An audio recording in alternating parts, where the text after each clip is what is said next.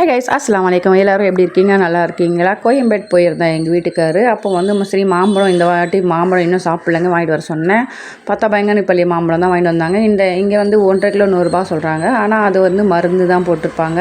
இது வந்து தெரிஞ்சவங்க சொல்லிட்டு கிலோ 50 ரூபாய்க்கு வாங்கிட்டு வந்தார். ஒரு 5 கிலோ வாங்கிட்டு வந்தார். கொஞ்சம் வந்து பழுக்கணும். அதுக்கப்புறமா நான் என்ன பண்ணலாம், இதுக்கு வந்து வைக்கப்போ இல்லையே சொல்லிட்டு நான் என்ன பண்ணேன், தேங்காய் நார் இருந்தது வீட்டில், அதை வச்சு பழுக்க வைக்கலாம் அப்படின்னு சொல்லிட்டு முதல்ல என்ன பண்ணேன், தேங்காய் நார் எடுத்துக்கிட்டேன்.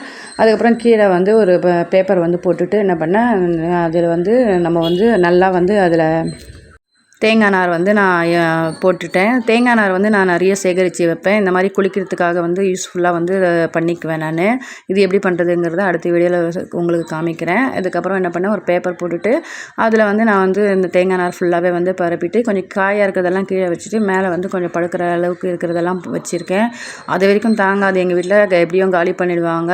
ஆனால் வந்து ஒரு மாம்பழம் சாப்பிட்டு பார்த்தேங்க, அவ்வளோ ருசியாக இருந்தது, இனிப்பாகவும் இருந்தது. இன்னும் பழுத்தா எப்படி இருக்கும்னு தெரியல. மாம்பழம் பிடிக்காதவங்க ஆள் இருக்கவே மாட்டாங்க. சின்னதுலேருந்து பெரியவங்க வரைக்கும் மாம்பழம்னா அவ்வளோ விரும்பி சாப்பிடுவாங்க.